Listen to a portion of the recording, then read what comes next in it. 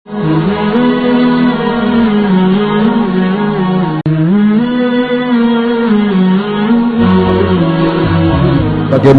hukum membayar zakat fitrah dengan uang bukan dengan beras, sementara makanan pokok kita adalah beras? Kami persilahkan untuk Abia jawab. Terima kasih banyak tentang masalah hukum membayar fitrah dengan uang. Jadi Rasulullah SAW ada beberapa hadis yang dalam hadis-hadis itu ada berbeda-beda pemahaman. Ada hadis ughnuhum anil fuqara'i fi yaumi hadza, perkayakanlah para fakir miskin pada hari ini. Mazhab Abu Hanifah berfatwa mengistimbatkan hukum tersebut bahwa kita di dalam mengeluarkan fitrah maka boleh dengan uang dan boleh dengan beras. Itu mazhab Abu Hanifah karena beliau berpedoman kepada hadis ughnuhum fi hadzal yaum anil fuqara, perkayakanlah pada hari ini akan para orang-orang fakir miskin. Dalam mazhab Imam Syafi'i, beliau melihat hadis Rasulullah SAW pernah bersabda bahwa sadaqatul nahnu nukhriju fi zamani Rasulillah. Hadis yang diriwayatkan daripada Sa'id Al-Khudri, nahnu nukhriju fi zamani Rasulillah SAW sa'an min tamarin wa sa'an min burrin wa sa'an min tamarin wa min wasa'an min burrin wa sa'an min akitin. Ada beberapa riwayat, ada riwayat akitin, ada riwayat burrin, ada riwayat ta'amin. Imam Syafi'i berfatwa bahwa pada hadis tersebut Rasulullah semuanya menyebutkan makanan pokok, padahal saat itu sudah punya uang, tapi Rasulullah tidak pernah menyebutkan tentang pada zaman Rasulullah orang mengeluarkan dengan uang. Maka dalam mazhab Syafi'i tidak sah getanyo mengeluarkan zakat fitrah dengan uang. Itu dalam mazhab Imam Syafi'i. Dan kitab-kitab ulama-ulama getanyo di Aceh bahkan Nusantara rata-rata mereka bermazhab dengan mazhab Syafi'i. Maka tidak boleh mengeluarkan uang, mengeluarkan zakat fitrah dengan uang. Adapun mazhab Abu Hanifah,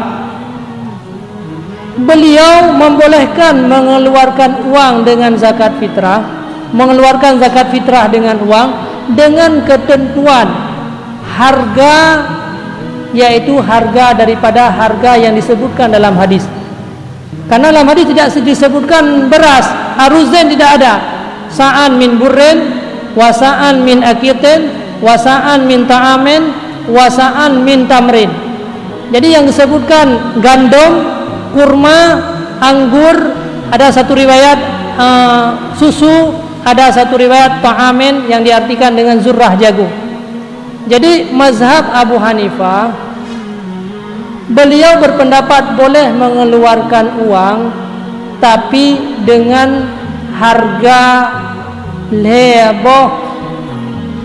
leboh jenis makanan pokok yang disebutkan dalam hadis. Maka perlu katanya bermazhab dengan mazhab Abu Hanifah. Jadi jangan dihargakan dengan harga beras, karena beras itu tidak disebutkan oleh dalam hadis, tapi yang mengistimbatkan boleh mengeluarkan beras adalah mazhab Imam Syafi'i. Jadi katanya bermazhab Syafi'i tidak boleh, tidak sah mengeluarkan uang. Bermazhab dengan mazhab Abu Hanifah boleh, dan kadar beda.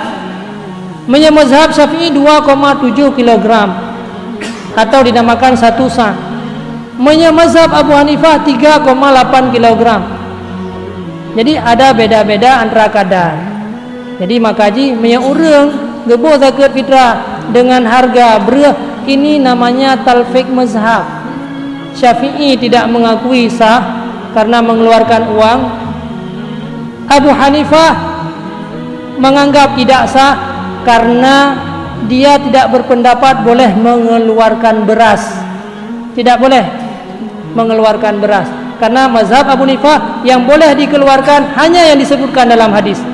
Maka terjadilah talfik mazhab, artinya Syafi'i tidak mengakui pekerjaan gedanyo, Abu Hanifah tidak mengakui perbuatan gedanyo. Maka uronyo untuk keselamatan adanya. Apalagi ulama gedanyo di sini rata-rata orang yang bermazhab dengan mazhab Syafi'i. Orang yang menerima zakat juga bermazhab dengan mazhab Syafi'i. Kemudian gedanya juga bermazhab dengan mazhab Syafi'i. Jadi baik tak putu biat peng. Walaupun itu mudah. Zakat fitrah itulah zakat pribadi, zakat tubuh. Tubuh ini tergantung apa yang kita makan. Maka untuk membersihkan tubuh katanya yaitu tak putu biatlah beras.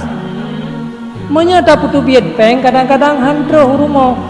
Le gecok le uragam peng imlasa kabeh bak kedai kopi. Kabeh bak tempat lain, kabeh ke belah ruko, kabeh sebagainya. Maka akhirnya tidak tercapai maksud daripada pengeluaran zakat fitrah. Menya tak putu biat berah walaupun hek-hek bacut bak gugulam, tapi itu nilai ibadah. Jadi jangan kita melihat nilai-nilai kemudahan. Bak tatiji umpang dari rumah yang sampai terus ke dia umrah itu ibadah. Dan orang wadah dia keterima zakat fitrah, kemudian dia membawa pulang pasti ke rumah. Hana mungkin enggak boleh beri berjalan. Maka jangan mengambil hukum-hukum Allah ini yang lebih mudah. Makanya nyoke syariat, yang kenyo ketentuan mazhab daripada Imam Syafi'i. Di antara seluruh mazhab lebih kuat pendapat Imam Syafi'i. Karena kenapa? Imam Syafi'i adalah orang yang mengumpulkan dua metode. Metode Imam Abu Hanifah dan metode Imam Malik. Karena Imam Syafi'i Imam Mandwaro nak belajar. Imam Syafi'i pernah belajar pada Imam Malik. Imam Syafi'i pernah belajar pada murid Abu Hanifah. Abu Hanifah nak merempuk. Jadi makanya pendapat Imam Syafi'i ini lebih kuat. Bahkan Nusantara seluruh dunia lebih le orang yang bermazhab dengan mazhab Syafi'i. Maka segera ulun tekankan bahawa dasar mazhab Syafi'i tidak sah mengeluarkan zakat fitrah dengan uang.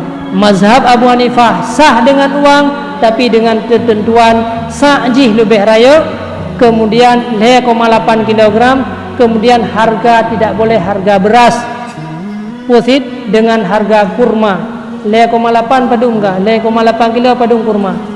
Jadi lebih mahal yum kurma ketimbang dengan yum emas, dan lebih heklah menteri menyatakannya tak beramal dengan mazhab Abu Hanifah. Mungkin demikian.